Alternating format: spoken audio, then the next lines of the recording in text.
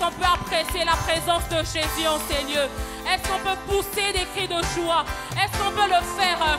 Tu le fais bien, tu le fais bien, tu le fais bien. Non, est-ce qu'on peut le faire? Est-ce qu'on peut le faire? On ne veut pas acclamer un homme ce matin, mais on veut acclamer Jésus. On veut acclamer Jésus. On veut acclamer Jésus. On veut acclamer Jésus. On veut louer Jésus. On veut apprécier Jésus. On veut apprécier Jésus. On veut apprécier Jésus. Ah, Shalabradea Siakante. Et la Branamande Chete. Nous t'acclamons, Seigneur. Nous t'acclamons, Jésus. Nous t'acclamons, Saint-Esprit. Nous apprécions ta présence. Nous apprécions ta présence. Nous apprécions ta présence. Est-ce qu'on peut apprécier la présence du Saint-Esprit en ces lieux? Nous apprécions ta présence. Nous apprécions ta présence. Nous apprécions le fait que tu sois là. Nous apprécions le fait que le grand Dieu, le Créateur des cieux et de la terre, a rencontré des hommes comme nous. Nous t'élevons parce que nous sommes conscients de ta présence en ce matin. Nous t'élevons parce que nous sommes conscients du privilège que nous avons encore de venir en ta maison. Alors nous voulons t'honorer. Nous voulons t'honorer, Jésus. Nous voulons t'honorer, Jésus. Nous voulons t'honorer, Jésus. Gloire et louange à toi encore, ô notre Dieu. Gloire et louange à toi encore, ô notre Père. Gloire et louange à toi encore, dans le nom de Jésus. Dans le nom de Jésus. Alléluia. Alléluia. Vous savez, lorsqu'un président passe quelque part, lorsqu'une autorité passe quelque part, il y a forcément un mouvement. Vous allez sentir que là, une autorité est en train de passer. Mais nous, en ce matin, depuis le début de ce culte, le grand Dieu, le Créateur des cieux et de la terre, a décidé de siéger pour nous en ce matin. Le frère Béni disait quelque chose pendant qu'il priait. Il disait, vous savez, il y a certaines personnes, pour vivre un soupçon de surnaturel, vont faire des choses ignobles. Mais nous, tout simplement par sa grâce, nous pouvons bénéficier de sa présence. Est-ce que de là où nous sommes, on peut encore acclamer Jésus? Est-ce qu'on peut encore acclamer Jésus? Est-ce qu'on peut encore acclamer Jésus? Est-ce qu'on peut apprécier la présence du Saint-Esprit en ces lieux? Est-ce qu'on peut apprécier la présence du Saint-Esprit en ces lieux? Est-ce qu'on peut apprécier la présence du Saint-Esprit? Ah, nous apprécions ta présence. Nous apprécions ta présence. Nous apprécions ta présence, Saint-Esprit. Nous apprécions ta présence. Nous apprécions ta présence. Nous sommes honorés. Nous sommes honorés. Nous sommes honorés. Nous sommes honorés de te savoir ici présent avec nous. Alors reçois honneur, gloire et louange encore. Reçois honneur, gloire et louange. Reçois honneur, gloire et louange. Reçois honneur, gloire et louange. Reçois honneur, gloire et louange. Reçois honneur, gloire et louange. Nous t'apprécions encore, oh Dieu. Ah, nous t'apprécions encore. Nous t'apprécions encore. Nous t'apprécions encore. Ah, nous t'apprécions encore. Nous t'apprécions encore. Nous apprécions ta présence. Ah, Chalet, Vrarabade, Sata. Nous sommes honorés de te savoir ici. Alors nous honorons ta présence. Alors nous honorons ta présence. Mande Sata.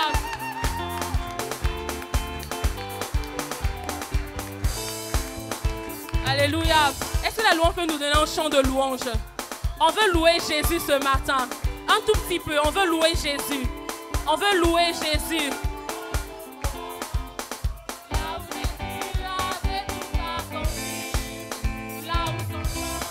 Laver tout mon être. Là aussi j'ai été pardonné. Je me souviens de ce jour à Golgotha, là où Jésus avait tout accompli. Là où Samson a lavé tout mon être. Là aussi j'ai été pardonné. Moi je me souviens de ce jour à Golgotha, là où Jésus avait tout accompli. Là où Samson a lavé tout mon être. Là aussi j'ai été pardonné. Oh, il a gagné, il a gagné. Il a gagné. Jésus a gagné. Il a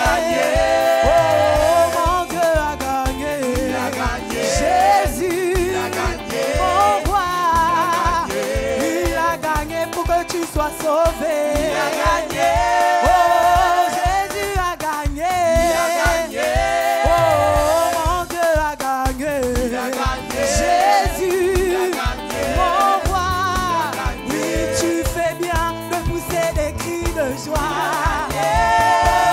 Jésus a gagné. Il a gagné. Oh, mon roi a gagné. Il a gagné. Jésus, Il a gagné. mon roi. Il a gagné. Il est vainqueur, il est vainqueur. Il est vainqueur. Est-ce qu'on peut dire qu'il est vainqueur ensemble? Il est vainqueur. Il est vainqueur. Oh, Jésus est vainqueur. Il est vainqueur. Jésus, Il est vainqueur. mon roi. Il est vainqueur. Oh, il est vainqueur, il est vainqueur. Il est vainqueur. Jésus est vainqueur. Il est vainqueur. Oh, Jésus est vainqueur. Il est vainqueur. Jésus, Il est vainqueur. mon roi. Est-ce que tu peux pousser les cris de joie?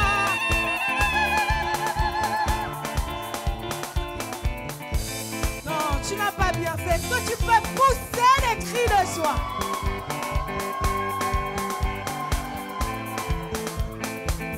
Alléluia.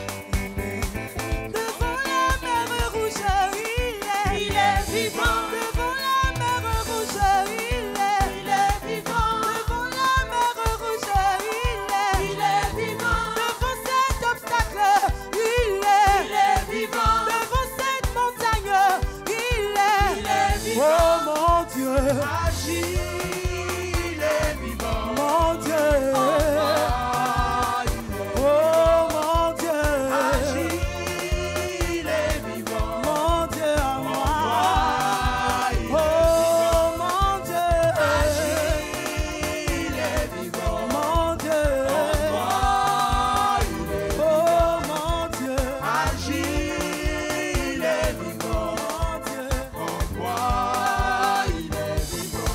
Alléluia. Wow.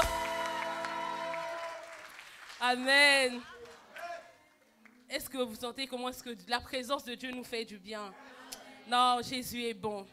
Non, Jésus est bon. Ce Jésus est bon. Ce Jésus est réellement bon. Ce Jésus est réellement bon. Et ce matin, j'aimerais vous parler, pas d'une autre personne. J'aimerais juste vous parler de Jésus. De celui-là qui bouleverse les pronostics des hommes. De celui-là qui bouleverse des vies. De celui-là qui change la trajectoire des vies des hommes. De celui-là qui repositionne, qui restaure, qui agit. De celui-là qui récompense. C'est de ce Jésus-là que nous parlons et c'est ce Jésus que nous célébrons. C'est ce Jésus que nous célébrons. C'est ce Jésus que nous célébrons. C'est ce Jésus que nous célébrons. Vous savez, moi j'aime les rencontres dans la Bible.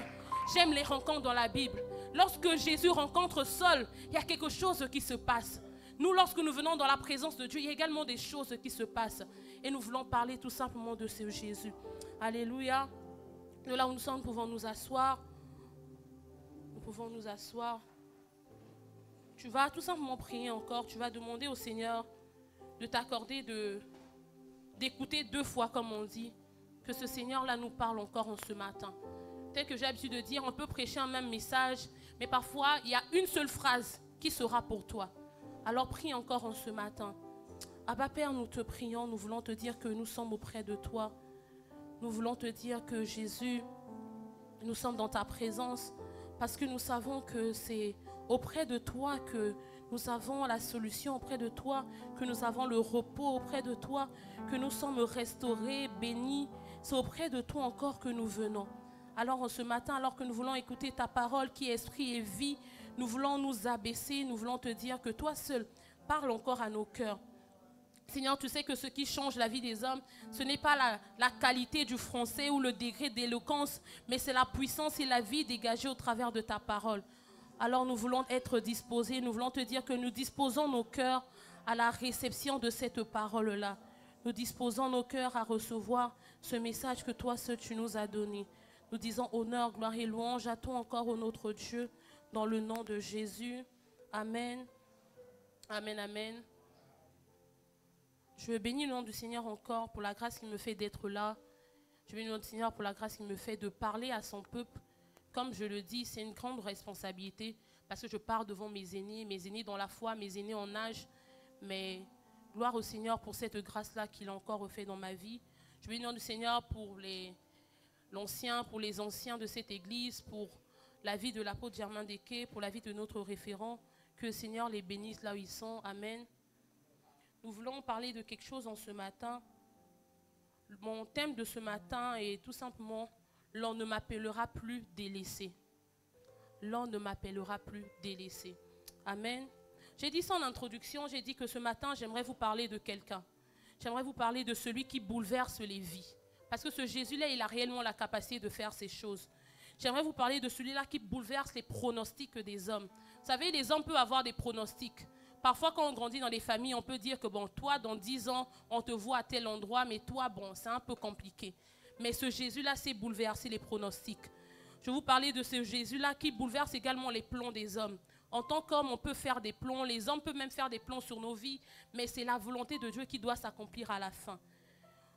Ce Dieu-là qui bouleverse même les projets des hommes, de celui par qui nous sommes sauvés, de ce nom-là qui est notre appui, de ton appui, de mon appui, de la raison pour laquelle nous pouvons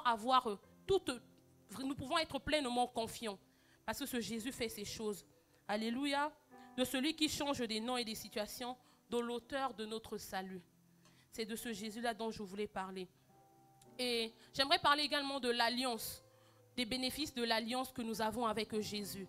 Et en parlant d'alliance, pour ça, j'aimerais vous parler d'un homme et d'une ville. J'aimerais vous parler de la vie d'un homme qui a été bouleversé, juste à cause d'une alliance. Ça, c'était une alliance des hommes. À plus forte raison, nous qui avons reçu, qui sommes en alliance avec le roi des rois. En alliance avec celui-là qui peut faire des choses de manière excellente. Alléluia. Nous allons lire la Bible, nous allons ouvrir nos Bibles dans le livre de 2 Samuel, chapitre 4. 2 Samuel 4, le verset 4. 2 Samuel 4. Je vais demander au frère de Béni, s'il te plaît. Je lis au nom du Seigneur. 2 Samuel 4. Le verset 4, il est écrit « Jonathan, fils de Saoul, avait un fils perclus des pieds et âgé de 5 ans lorsqu'arriva de Jizréel la nouvelle de la mort de Saoul et de Jonathan.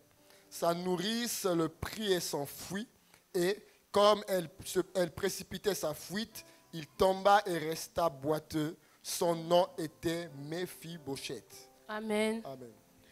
Nous voulons parler de la vie de Méphibosheth. Nous voulons voir comment est-ce qu'une alliance peut totalement changer la vie d'un homme. Mais cependant, c'est qui Méphibosheth? Comme on l'a lu dans 2 Samuel 4, Méphibosheth, c'est le fils de Jonathan, le petit-fils de Saoul. C'est un homme d'une lignée royale qui a été déchu malheureusement et qui a fini handicapé. Dans 2 Samuel 4, ce qui est particulier, vous savez, lorsqu'on parle d'une personne, on va dire, ça c'est Ingrid. Voilà. On commence par nommer la personne.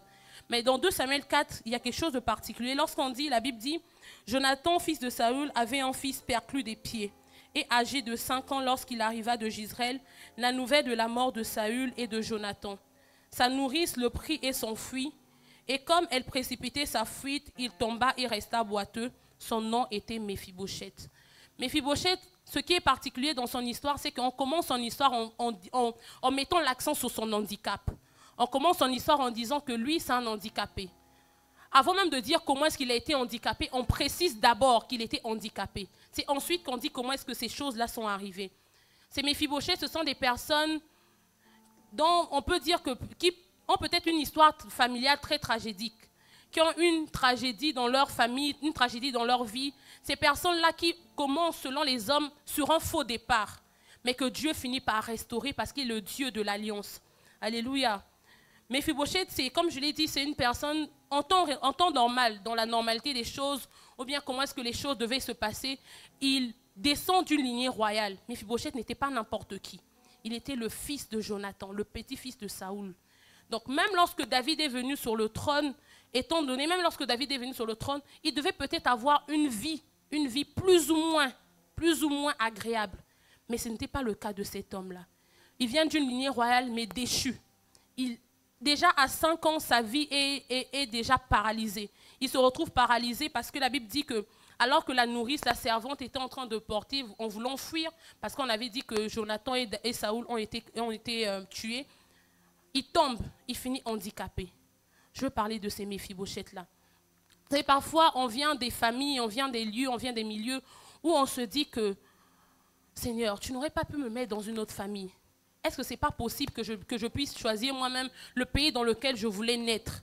Est-ce que ce n'était pas possible que je puisse moi-même choisir? Vous savez, il y a des personnes qui parfois ont l'impression que, à cause de là où tu viens, à cause de la naissance, à cause du nom que tu portes, à cause de ton histoire familiale, à cause de ta propre histoire, des choses que tu as eu à vivre, même des erreurs que tu as eu à faire, c'est comme si ta vie est clouée. Mais j'aimerais te dire quelque chose. Ta vie n'est pas clouée parce que Jésus, celui qui a la capacité de changer les pronostics des hommes, il sait le faire. Il sait le faire. Il sait le faire. Ce qui nous révèle ce passage, c'est que Dieu n'est pas impressionné par notre passé, d'où nous venons, nos erreurs. Vous savez, il y a beaucoup de personnes qui vivent même dans la maison de Dieu, qui n'arrivent pas à vivre pleinement, comme on a dit, les promesses de Dieu ou ce que le Seigneur veut faire à cause de la culpabilité. Ces personnes qui se disent que, moi je suis le fils de Jonathan, petit-fils de Saoul, Saoul a fait des choses ignobles. Si ce Saoul-là, mon grand-père, il a eu à faire ces choses ignobles, qu'est-ce que moi je peux encore espérer dans cette vie-là? Qu'est-ce que moi je peux encore vivre d'exceptionnel? Non. Dieu a un plan pour nous en ce matin. Et c'est ça qu'il veut nous révéler. Alléluia. L'histoire de Méphibosheth, moi j'aimerais dire que Méphibosheth, c'est la preuve que Dieu se souvient et que l'alliance parle en notre faveur. Méphibosheth, c'est la preuve que Dieu se souvient et que l'alliance parle en notre faveur. Alléluia. On va lire 2 Samuel 9 avec le frère béni, 2 Samuel 9.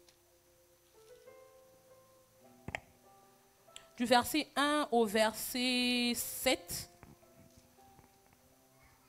2 Samuel 9, les 7 premiers versets, je lis au nom du Seigneur. David dit, reste-t-il encore quelqu'un de la maison de Saoul pour que je lui fasse du bien à cause de Jonathan? Il y avait un serviteur de la maison de Saoul, nommé Tiba, que l'on fit venir auprès de David. Le roi lui dit, es-tu Tiba? Et il répondit, ton serviteur. Le roi dit, n'y a-t-il plus personne de la maison de Saoul pour que j'use envers de lui de la bonté de Dieu?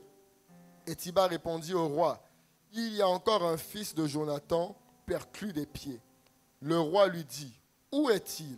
Et Tiba répondit au roi, il est dans la maison de Makir, fils d'Amiel, à Lodébar. Le roi David l'envoya chercher dans la maison de Makir, fils d'Amiel, à Lodébar. Et Méphibosheth, fils de Jonathan, fils de Saul, vint auprès de David, tomba sur sa face et se prosterna. David dit, Méphibosheth. Et il répondit, voici ton serviteur. David lui dit, ne crains point, car je veux te faire du bien à cause de Jonathan, ton père. Je te rendrai toutes les terres de Saoul, ton père, et tu mangeras toujours à ma table. Amen. Amen. Comme j'ai dit, Méphibosheth, c'est quelqu'un, ce sont ces personnes-là dont le nom compte peu. L'histoire a peut-être commencé sur un faux départ. Mais Méphibosheth ne savait peut-être pas de là où il était. Il avait quelque chose de particulier. Il avait une alliance qui parlait en sa faveur. Une alliance qui parlait en sa faveur. Pour bien comprendre cette alliance-là, c'est une alliance que David et Jonathan ont eu à conclure lorsque Jonathan était encore vivant. Dans l'un des exemples les plus parlants en termes d'amitié, c'est l'histoire de David et de Jonathan. Alors que Jonathan fait du bien à David, Jonathan se positionne d'une manière à... Il trahit même son père en réalité, pour David. Il fait du bien à David et David promet de se souvenir toujours de la descendance de ce Jonathan-là. Comme j'ai dit, Méphibosheth avait l'alliance que Jonathan avait eu à faire pour lui. Mais nous avons notre alliance avec Jésus. Nous avons cette alliance avec celui-là qui peut faire des choses de manière plus excellente et plus parfaite. Nous allons lire pour comprendre un peu. On va remonter. On va lire 1 Samuel 20, versets 14 à 17. 1 Samuel 20, 14 à 17. On va voir quels étaient les termes de cette alliance-là. Je vais lire pour nous 1 Samuel 20 à partir du verset 14. La Bible dit, « Si je dois vivre encore, veuille user envers moi de la bonté de l'Éternel, Et si je meurs, ne retire jamais ta bonté envers ma maison. Pas même lorsque l'Éternel retranchera chacun des ennemis de David de dessus la face de la terre. Car Jonathan a fait alliance avec la maison de David, que l'Éternel tire vengeance des ennemis de David. Verset 17. Jonathan protesta encore auprès de David de son affection pour lui, car il l'aimait comme son âme. Amen. Est-ce que quelqu'un peut dire alliance? Est-ce que quelqu'un peut dire alliance? Vous savez, il y a un pouvoir dans l'alliance. Parfois, on n'a pas conscience de... Quand on dit qu'on est sauvé, dans le salut, c'est un package. Il y a absolument tout dans le salut. Nous donnons nos vies à Jésus, nous rencontrons Jésus, mais nous faisons alliance avec lui. Et parmi les bénéfices de ce salut-là et de cette alliance que nous faisons avec Jésus, c'est que nous devenons co-héritiers de Christ. Nous devenons co-héritiers de Christ. Méphibosheth avait quelque chose qui parlait en sa faveur. C'était l'alliance. Comme j'ai dit, l'histoire de Méphibosheth montre que Dieu sait se souvenir. Quand on dit que Dieu se souvient, c'est-à-dire que Dieu sait agir, même des jours, des mois, des années plus tard, selon sa promesse de départ. Quand on dit que Dieu se souvient, c'est ça que ça veut dire. Quand on dit que Dieu s'est souvenu des enfants d'Israël, il a regardé, il a vu le cri de ce peuple-là, et il a regardé, mais qu'est-ce que j'avais dit à leur propos? Il a regardé les termes de ce qu'il avait déjà arrêté. Et il agit en conformité avec ces choses-là. Pour nos vies également, c'est ça. Il y a vous savez, peut-être que tu n'es pas conscient de ça, mais il y a une liste de bienfaits que le Seigneur doit accomplir dans ta vie. Donc des jours, des mois, des années plus tard, ce qui est sûr, c'est que Dieu entend parce qu'il ne se renie pas. Comme j'aime ce passage, la Bible dit que la renommée de Dieu s'est accrue à cause de l'accomplissement de ses promesses. Sa renommée s'est accrue à cause de l'accomplissement de ses promesses. C'est-à-dire que Dieu ne se renie jamais de ses promesses. En ce matin, Dieu se souvient. Dieu se souvient de quelqu'un en se disant, qu'est-ce que j'avais dit sur cette famille-là? Qu'est-ce que j'avais dit sur cette personne-là? Peut-être que tu n'es pas né dans les conditions que tu voudrais avoir. Peut-être que tu as été dans les écoles, à chaque vacances, les autres disaient que bon, j'étais en vacances, je suis allé à Dubaï, je suis allé au Maroc. Toi, tu partais nulle part. Peut-être que tu as l'impression que tu es né dans la mauvaise famille, au mauvais moment, au mauvais jour, dans le mauvais pays. Mais sois-en sûr, il y a une liste de choses que le Seigneur doit accomplir dans ta vie. Pas à cause de toi. Vous savez, ici, ce n'est pas parce que Méphibosheth était trop beau, trop gentil, trop mignon, que David s'est souvenu. C'est parce qu'il y avait une alliance qui parlait en faveur de Méphibosheth. Et c'est également le cas de nos vies. Parfois, on est là, comme Gloria le disait hier, on a l'impression qu'on vit tout pour les efforts. On pense que tout est récompense. Il y a des choses qui partent dans nos vies, non pas à cause de ce que tu as fait, non pas à cause parce que tu es un grand prieur, grand jeûneur, mais tout simplement parce que tu as donné ta vie à Jésus. Tout simplement parce que tu es co-héritier de Christ et tu es fils de Dieu. Il y a ces choses-là qui parlent en ta faveur, tout simplement. Tout simplement. J'ouvre une parenthèse en disant que voilà pourquoi j'aime à le dire que tout commence avec une vraie rencontre avec Jésus. Tout commence par une vraie rencontre avec Jésus. Tout commence par cette alliance-là. Tout commence par là. C'est là le vrai point de départ. Je referme la parenthèse. J'ai parlé de l'handicap, de l'histoire compliquée, mais ton histoire compliquée ou bien ce que tu penses et tes erreurs ne te disqualifient pas du plan de Dieu pour toi. Méphibosheth avait cette histoire. Saoul avait fait des choses ignobles. Saoul cherchait à tuer David, mais cela n'a pas joué en sa défaveur. Parfois, on aime parler des liens, on aime parler de toutes ces choses peut-être négatives que nous pouvons vivre, mais on ne se rend pas compte qu'il y a également des choses positives que nous pouvons vivre grâce à l'alliance, grâce à la lignée de laquelle nous descendons. Et ici, c'est cette preuve-là. Alléluia. J'aimerais qu'on puisse dire quelque chose.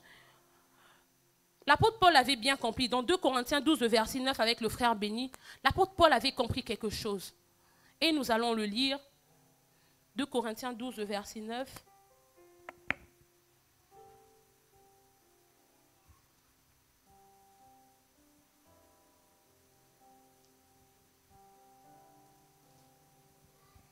Je lis au nom du Seigneur. 2 Corinthiens 12, 9, il est écrit « Il m'a dit, ma grâce te suffit, car ma puissance s'accomplit dans la faiblesse. Je me glorifierai donc bien plus volontiers de mes faiblesses, afin que la puissance de Christ repose sur moi. » Amen. Amen. L'apôtre Paul avait compris quelque chose. On parle de Dieu en tant que vaillant héros, mais un héros se doit de faire ses preuves. Vous n'allez jamais suivre un film de Marvel où on parle de Captain America ou bien de je ne sais qui, sans qu'il puisse avoir un certain combat. Il n'y a pas ça, il n'y a pas d'héros. On parle de Dieu comme étant notre vaillant héros, mais Dieu se glorifie. Pour pouvoir dire que ça, c'est le doigt de Dieu, il faut que parfois que tu puisses commencer par ce faux départ-là. Il faut que parfois que tu puisses avoir cette histoire-là qui, en temps normal, selon les hommes, ça te disqualifiait. Et c'est à ce moment-là que Dieu se glorifie. L'apôtre Paul va dire que Dieu me glorifie de mes faiblesses parce que j'ai conscience de quelque chose. C'est dans mes faiblesses que Dieu démontre sa puissance. C'est dans mes faiblesses que Dieu démontre sa puissance. C'est lorsque nous sommes faibles, nous sommes peut-être des personnes qui n'étaient pas qualifiées, toutes ces choses-là, que Dieu aime à se manifester. Parce que c'est là que nous avons la capacité de dire, que les hommes auront la capacité de dire que ça, c'est le doigt de Dieu. On ne dit pas que ça, c'est le doigt de Dieu lorsqu'une situation est facile, mais lorsque, bon, non, il faut toujours qu'il puisse avoir ces embûches-là. Nous l'avons vu le dimanche passé, et c'est la même chose. Dieu est un vaillant héros. Il faut que ces choses-là se manifestent afin qu'on puisse voir que ça, c'est le doigt de Dieu.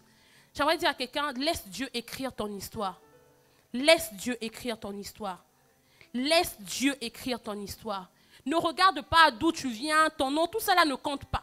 Tout ça là, ça n'a pas de valeur. Ça ne te disqualifie pas. Bien au contraire, lorsque plus ta situation est peut-être critique, plus le Seigneur dit que ça c'est un bon candidat, afin que je puisse manifester ma puissance. Et ça, on le voit avec les enfants d'Israël. Dans le livre d'Exode, en temps normal, Dieu n'avait même pas besoin de faire tous ces chemins-là pour faire sortir les enfants d'Israël de là où ils étaient. Mais il l'a fait. À un moment donné, même on dit que Dieu, il corsait. Il endurcissait le cœur de Pharaon parce qu'il voulait se manifester. Il voulait démontrer que toi, tu es Pharaon, il y a toutes ces choses-là, mais moi, je suis bien plus supérieur à tout ça.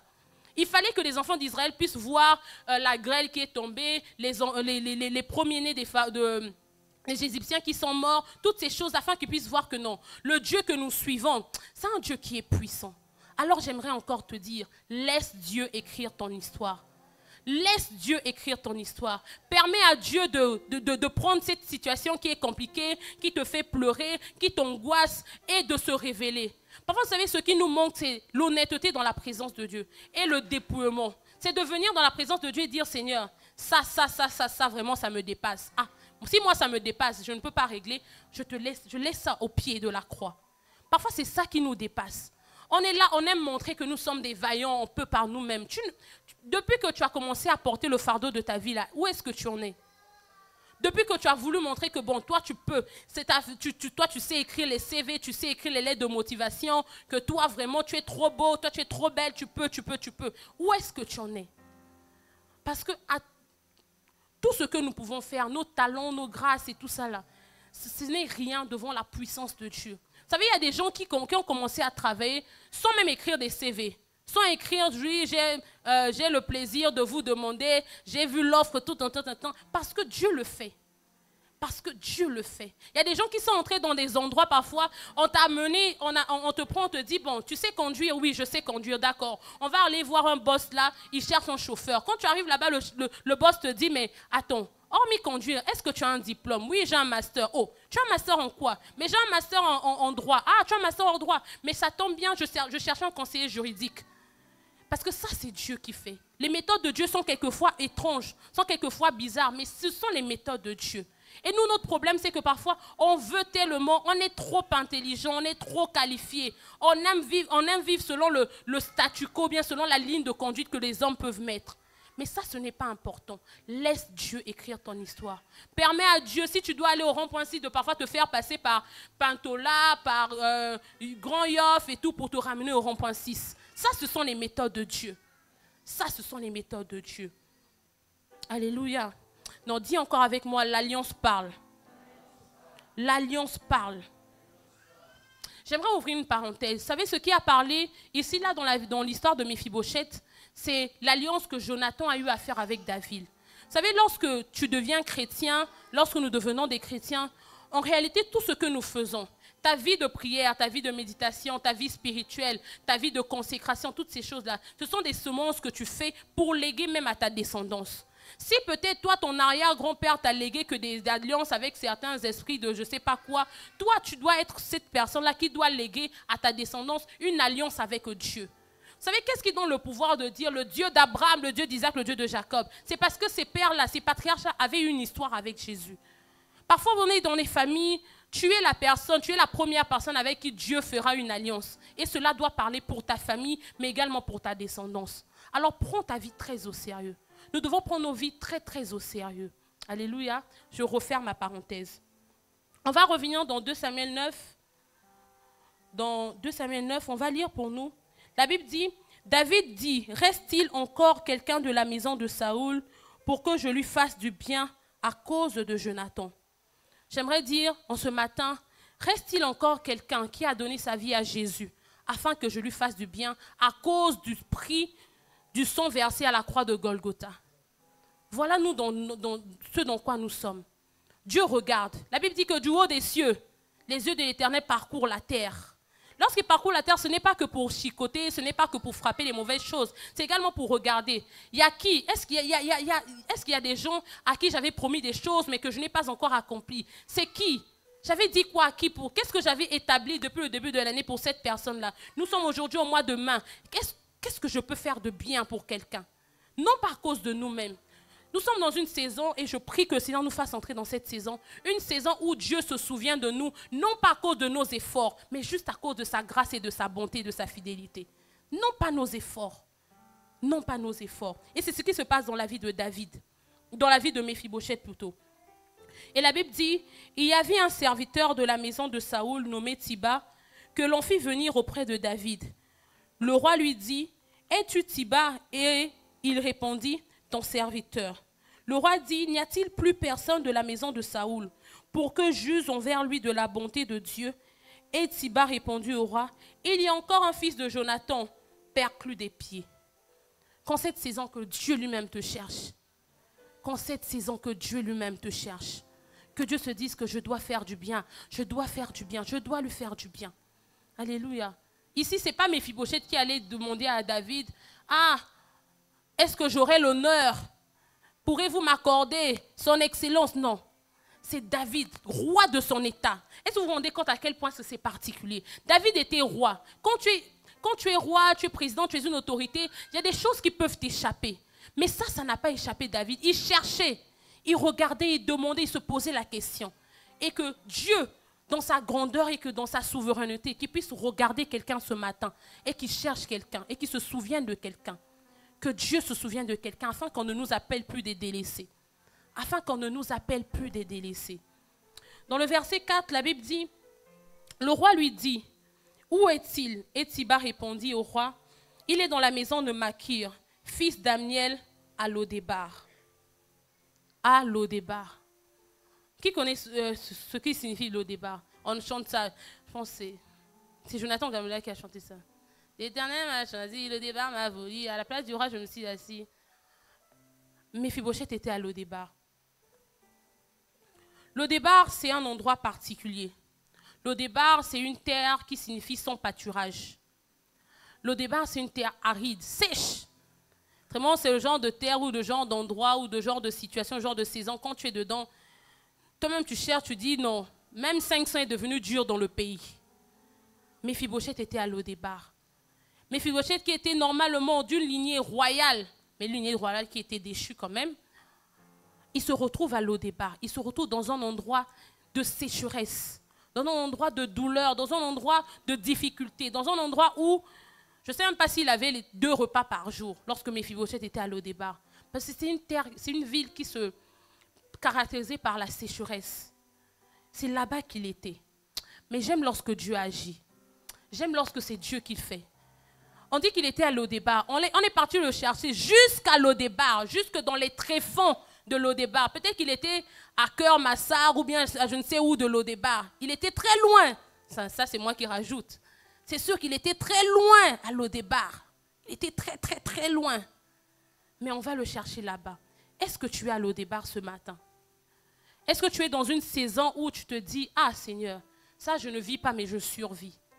Est-ce que tu es dans une saison où tu dois tout calculer, tu dois regarder le moindre centime qui doit passer, tu dois tout. Est-ce que tu es dans cette saison de Lodébar là? Est-ce que tu es dans cette posture où tu te dis, ah Seigneur, là vraiment, ça c'est pas une vie, ça c'est une survie. Ah Seigneur, est-ce que c'est à ça que tu m'as appelé? Est-ce que c'est à ça que tu m'as appelé? Est-ce que tu passes par une saison qu'on appelle Lodébar? Est-ce que tu passes par là? Lo-débar, c'est une saison de sécheresse. Une saison où la sécheresse peut venir avec plein de choses. Tu es déprimé, tu as perdu ta joie, tu as perdu l'éclat. Vous savez, il y a des gens qui passent par des choses. Hein. Tu regardes la personne, tu sens que l'éclat que la personne avait, la personne n'a plus cet éclat-là. Est-ce que tu passes par Lo-débar? Si tu passes par cette saison, j'aimerais te dire quelque chose. Dieu a la capacité d'aller te prendre jusqu'à dans les tréfonds de Lo-débar et de te sortir de là. Dieu a la capacité, Dieu il le fait. C'est lui-même qui le fait. Moi j'aime l'histoire de Lot. La Bible dit que alors que on devait détruire la ville de Sodome et Gomorrhe, on tient Lot par la main, forcé, by force. Qu'en cette saison, que ça soit où, que tu le veuilles pas, que Dieu te fasse du bien. Que tu le veuilles pas, que Dieu te fasse du bien. Que lui-même te tienne par la main en te disant, non, on dirait tu n'arrives pas à me suivre. Laisse-moi te conduire. By force, il prend ta main, il t'emmène. Il te fait sortir de Lo-débar. Alléluia. Il était dans la maison d'un homme. Qui s'appelle Makir. Il y a des personnes, vous savez, il y a des saisons, il y a des lieux, il y a des emplois, il y a des personnes. Ça peut être saisonnier. La saison où cette personne devait te faire du bien a cessé. Parce que Dieu lui-même veut prendre le relais. Ici, dans l'histoire de Méphibosheth, il fallait que Dieu puisse prendre le relais dans son histoire. Il a longtemps vécu dans la maison de Makir. Il a longtemps vécu là-bas. Makir a fait ce qu'il pouvait en tant qu'homme. C'est sûr que c'était imparfait. Mais Dieu, David en tant que roi, là je reste dans Méphibosheth, David en tant que roi, il allait dire, allez me faire sortir. Allez me prendre ce Méphibosheth-là de cet endroit. Tu me l'enlèves. Vite, que tu me l'enlèves. Qu'en cette saison, que Dieu dise à quelqu'un également, que Dieu donne mandat aux anges en disant, tu me l'enlèves de là. Non, je veux que la main de Dieu, la main des hommes, que la capacité des hommes à pourvoir à ses besoins cesse. Parce que moi-même, je veux écrire une nouvelle histoire avec lui ou avec elle.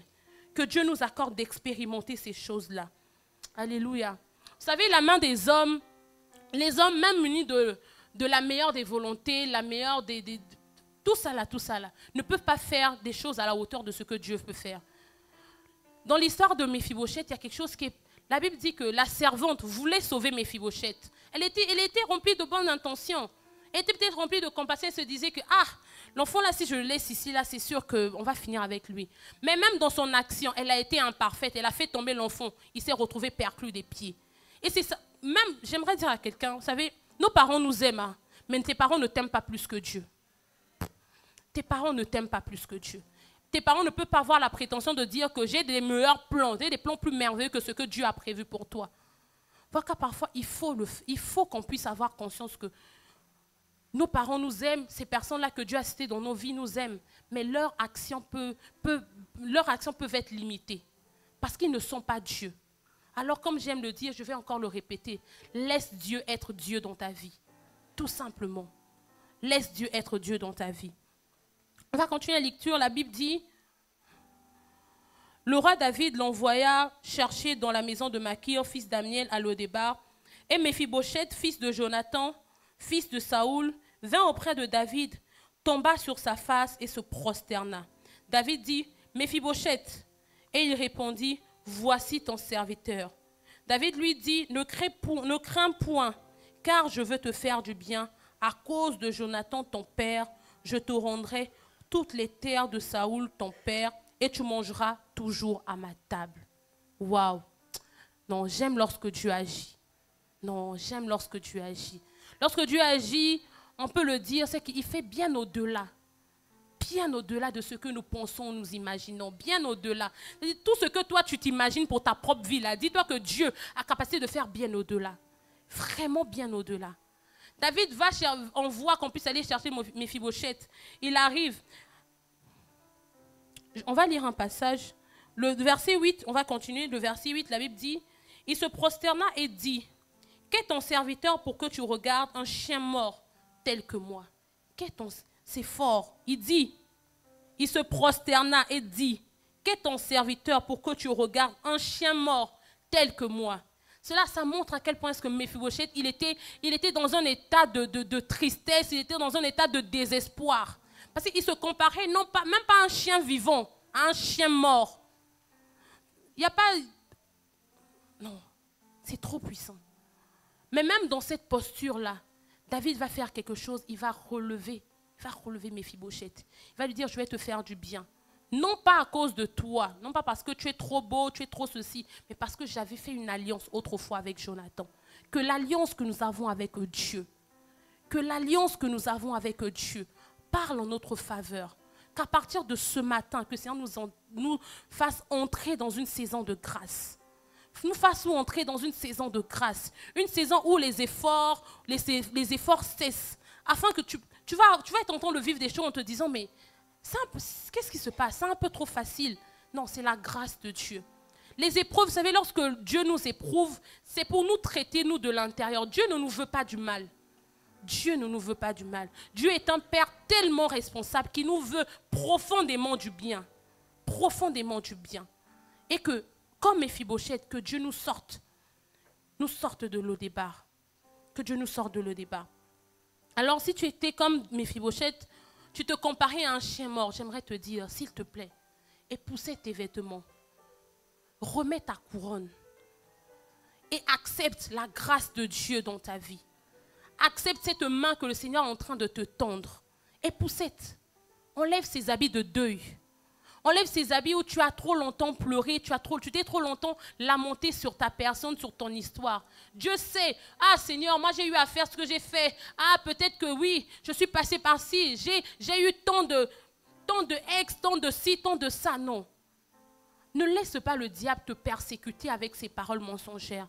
Ne laisse pas le diable te maintenir dans quelque chose où il te donne l'impression que tu es devenu inéligible au plan de Dieu, aux promesses de Dieu. Ne laisse pas le diable te mentir. J'aime te dire qu'il est en train de te mentir. Il ment. C'est tout ce qu'il fait depuis Genèse. Il n'a pas cessé de mentir. Il ment.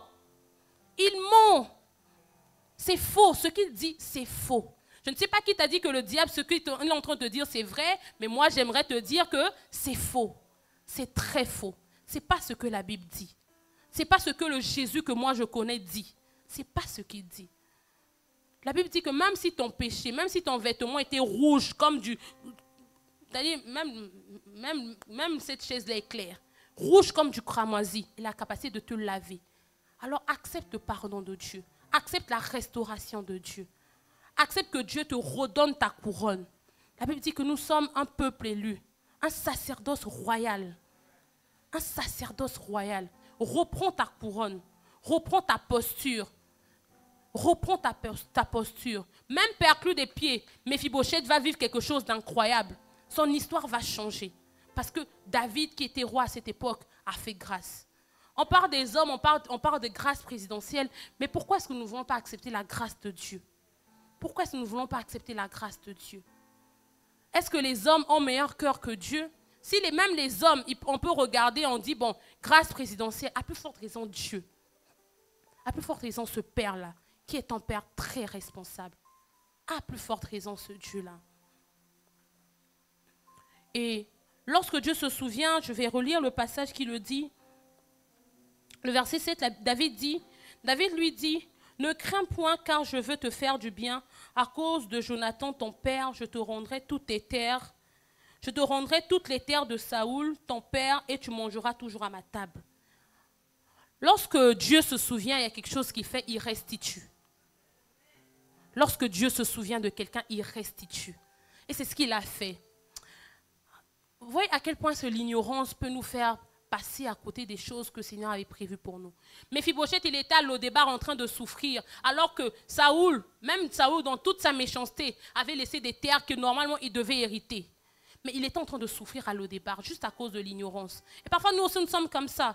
La Bible dit qu'aussi longtemps que l'héritier ne change pas sa perte, je paraphrase, à plus forte raison, aussi longtemps que l'héritier ne grandit pas, qu'il ne devient pas fils, ils n'ont rien différent de l'esclave.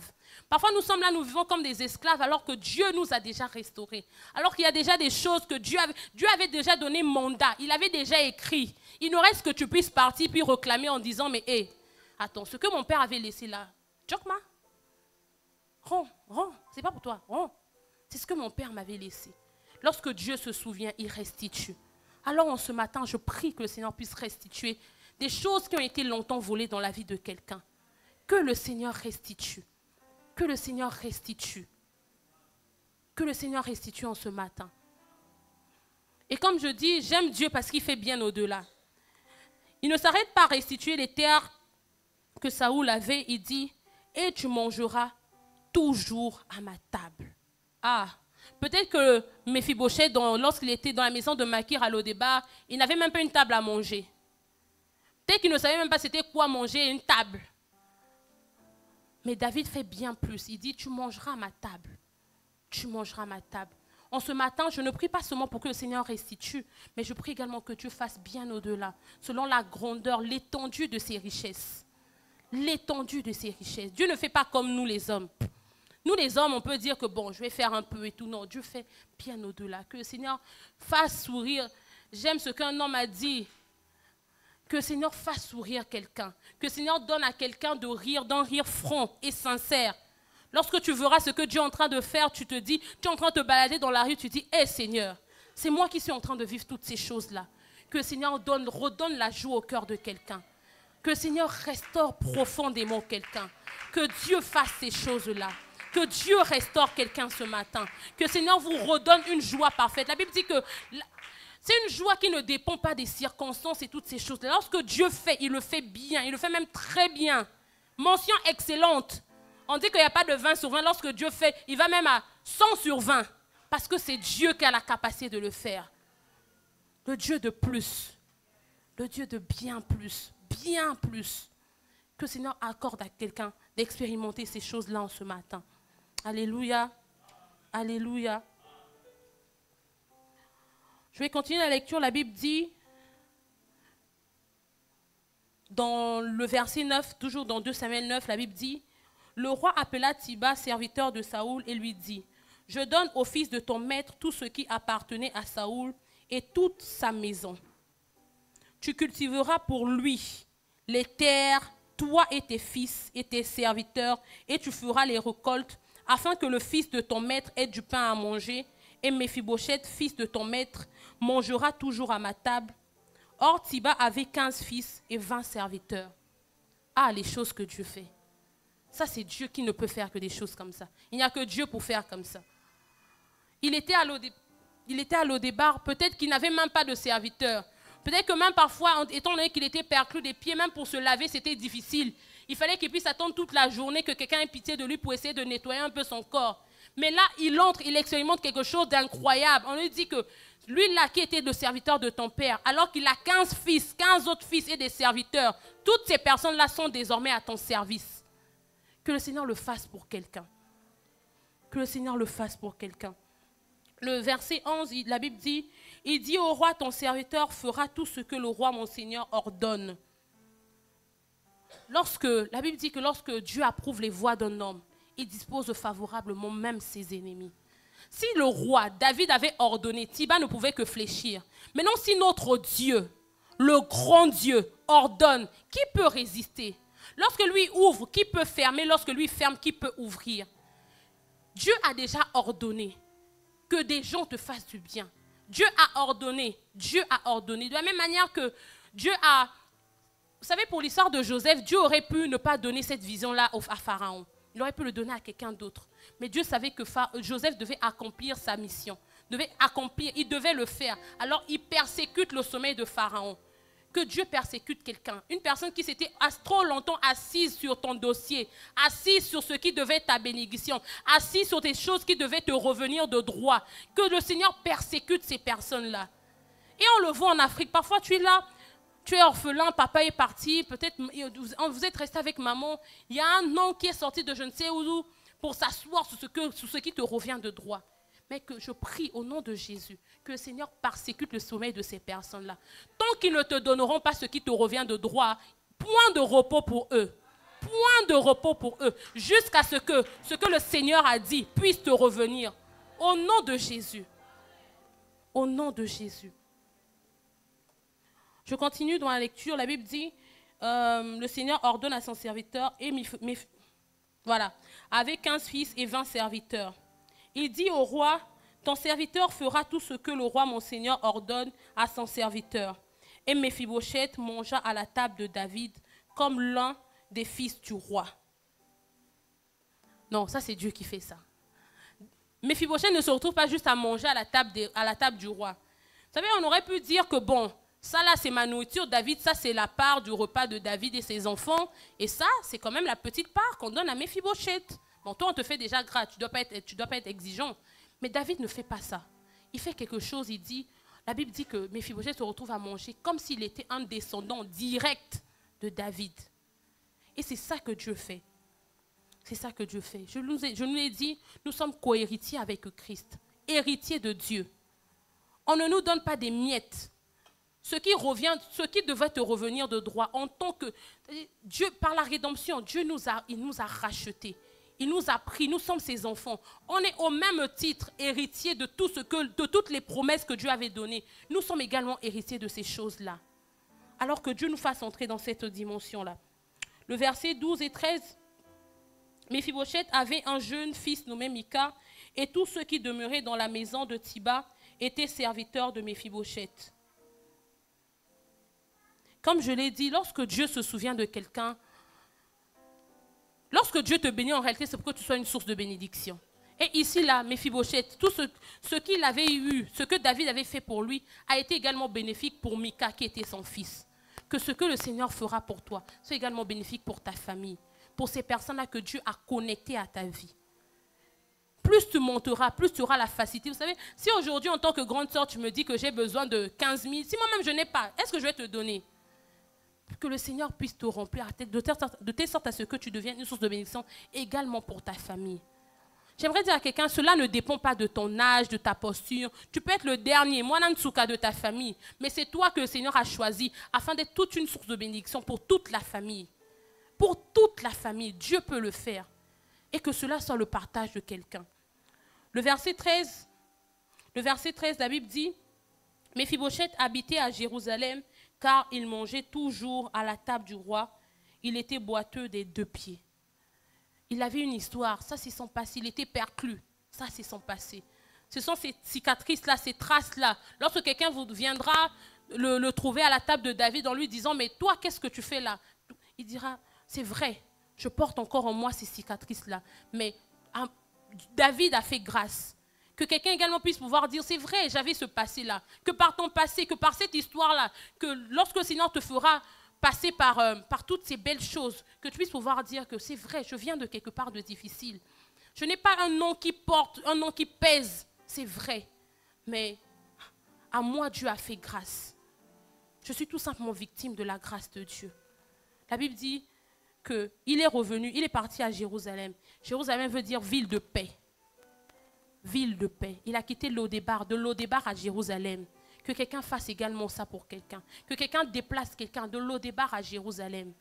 De cette saison-là de tristesse, de complications et de toutes ces choses-là à une saison de paix, de restauration. Que le Seigneur restaure l'identité d'une personne, restaure la position de quelqu'un. Que le Seigneur le fasse. Je vous disais que j'allais vous parler de l'histoire d'un homme, mais également de l'histoire d'une ville. Je vais prendre 2 minutes pour le dire. Cette ville-là, c'est la ville de Nazareth.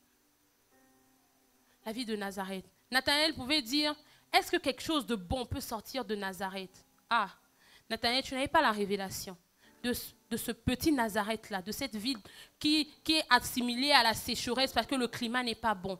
Le Messie vient de là-bas.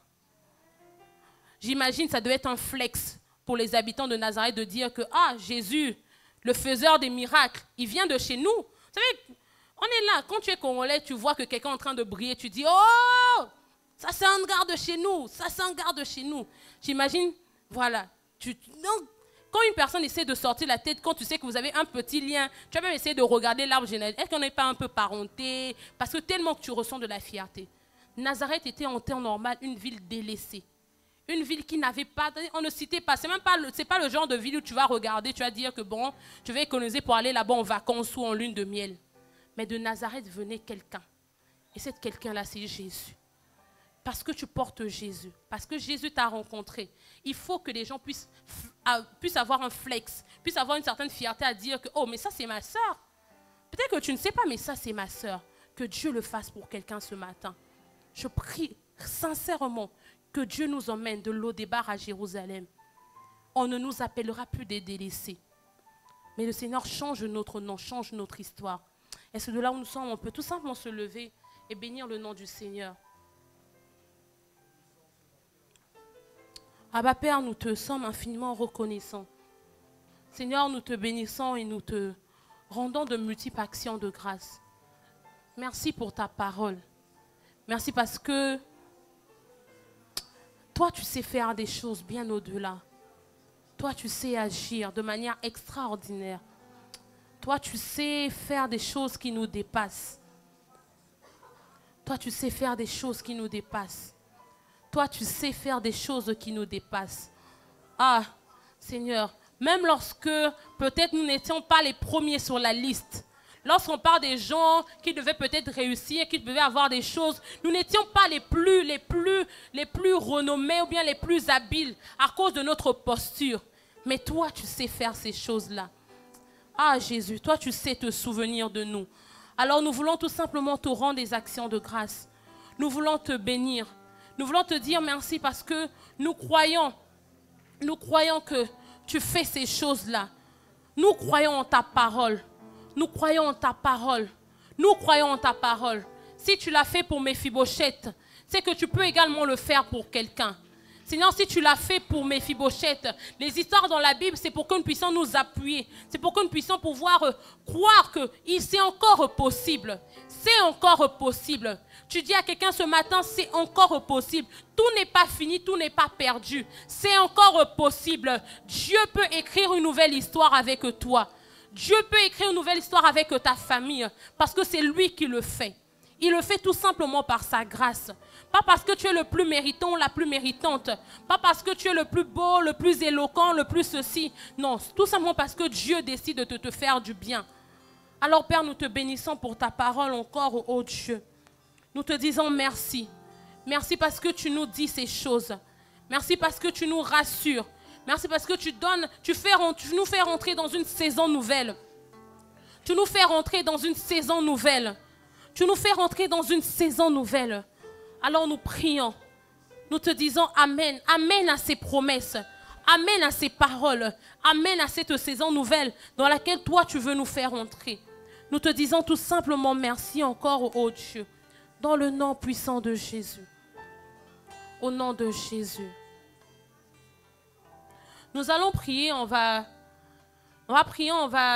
dire au Seigneur que toute fausse voix, que toute voix accusatrice qui pourrait se lever et murmurer dans nos cœurs, murmurer dans nos têtes, afin que nous nous pensions trop petits, inéligibles à la grâce de Dieu, que cela cesse encore en ce matin.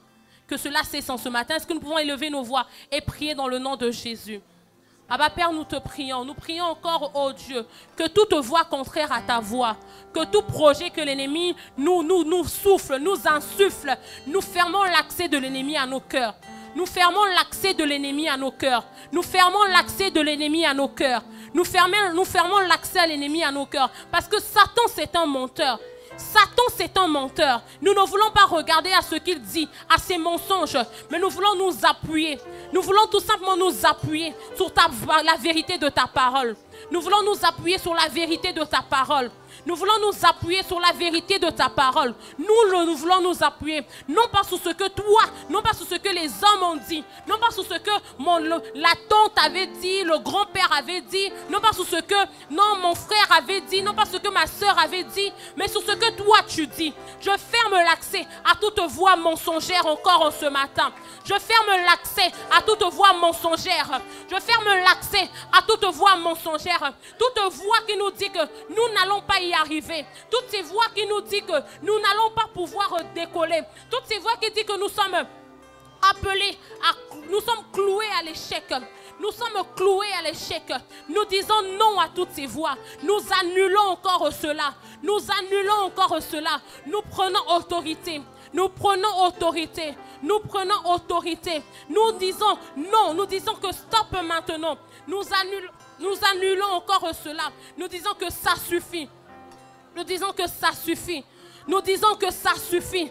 Nous disons que ça suffit. Que seule la voix du Saint-Esprit, seule la vérité de la parole parlera encore à nos cœurs. Seule la vérité de la parole de Dieu parlera encore à nos cœurs. Seule la vérité de la parole de Dieu parlera encore dans nos cœurs, dans le nom puissant de Jésus-Christ. Dans le nom de Jésus-Christ. Merci parce que tu nous dis qu'on ne nous appellera plus des délaissés. Merci parce que toi tu nous dis qu'on ne nous appellera plus des délaissés. Merci parce que toi tu nous dis que tu changes les circonstances, tu changes l'histoire de quelqu'un. Merci parce que tu nous appelles à vivre ces choses-là.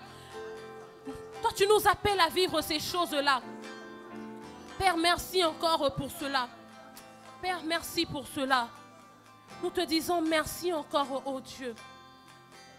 Nous te disons merci, Seigneur. Merci parce que tu fais ces choses dans le nom de Jésus. Est-ce que de là où nous sommes, on peut tout simplement, je n'aurai pas le temps de prier, mais on va tout simplement ouvrir nos mains et je vais prier pour nous en ce matin. Abba Père, je te bénis parce que tu as voulu que ce message sorte, parce que tu as un but à atteindre. Alors Seigneur, en ce matin, je te prie pour chaque personne. Tu connais la situation de chaque personne. Tu connais, Seigneur, quelles sont ces choses que le diable avait déposées dans les cœurs. Quelles sont ces semences que parfois des parents avaient délaissées par maladresse. Mais oh Dieu, toi qui as la capacité de restaurer, je prie que tu restaures le cœur de quelqu'un en ce matin. Je prie que tu restaures la vision de quelqu'un en ce matin. Je prie que tu réécris l'histoire d'une personne encore, oh Dieu. Je prie, Seigneur, que tu nous fasses entrer dans une saison de paix, dans une saison où nous allons voir la main de Dieu sans effort, tout simplement parce que nous sommes rattachés à toi. Nous sommes rattachés à toi. Merci de nous faire entrer dans une nouvelle saison de nos vies. Merci de nous faire entrer dans des choses où nous allons t'expérimenter. Nous allons te vivre de manière palpable et réelle. Merci de réécrire l'histoire de quelqu'un, l'histoire familiale encore de quelqu'un en ce matin. Nous te disons Amen à toutes ces choses parce que nous le croyons et nous t'acclamons tout simplement dans le nom puissant de Jésus. Dans le nom de Jésus.